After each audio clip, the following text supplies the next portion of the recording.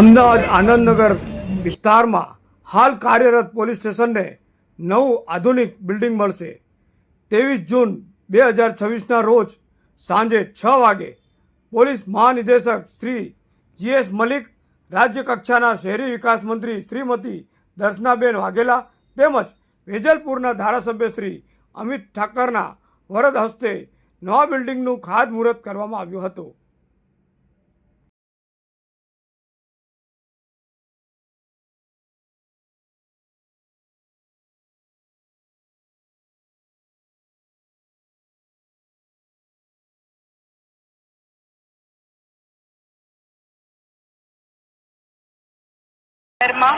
Police વિભાગ દ્વારા બે પોલીસ સ્ટેશન નવા બને તેના માટે ખાતમુહૂર્તનું આયોજન કર્યું।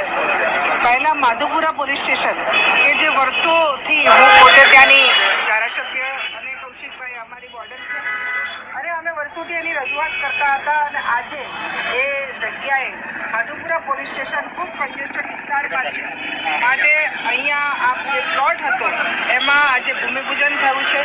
માધુપુરા પોલીસ સ્ટેશન જે નવું બનવા જઈ રહ્યું છે તેમાં પોલીસ સ્ટેશનની સાથે સાથે એ ત્યાં ટ્રાફિકની પણ એક ઓફિસ બનવાની છે, ટ્રાફિક ડિપાર્ટમેન્ટની પણ બનવાની છે અને એ પોલીસ સ્ટેશન પણ કુલ 9 કરોડના ખર્ચે બનવા જઈ રહ્યું છે। એ જ રીતે અહીંયા આનંદનગરમાં પણ એક પોલીસ સ્ટેશનનું ભૂમિપૂજન અમે કર્યું।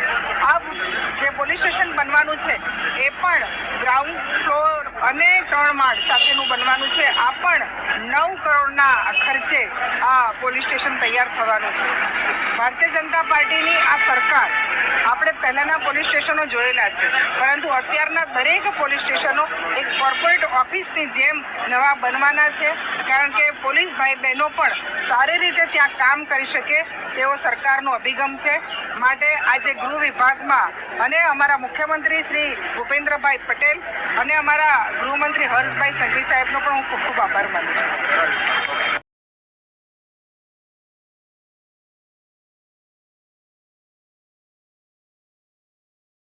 અમદાવાદમાં માધુપુરા પોલીસ સ્ટેશન અને એમાં એક એલ ટ્રાફિક ડિવિઝનના પોલીસ સ્ટેશન પણ બનવાના છે અને અહીંયા આનંદનગર, એટલે બે જગ્યાએ આપણે ખાસ મુહૂર્ત આજે કરવામાં આવ્યો છે માનનીય મંત્રી શ્રીમતી દર્શનાબેન વાઘેલા દ્વારા।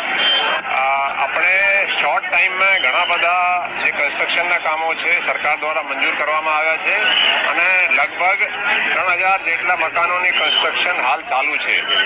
એટલે ટૂંક સમયમાં આપણે જે મકાનોની ઉપલબ્ધતા છે એ ખૂબ જ ઓછી હતી, લગભગ 2600 જેટલા ક્વાર્ટર અત્યારે લોકો જે રહે છે અને 3000ના કન્સ્ટ્રક્શન ચાલી રહ્યા છે અને શોર્ટ સમયમાં ઓર બી મંજૂર થઈ ગયા છે, એ પણ થશે। એટલે જે અછત હતી એ શોર્ટ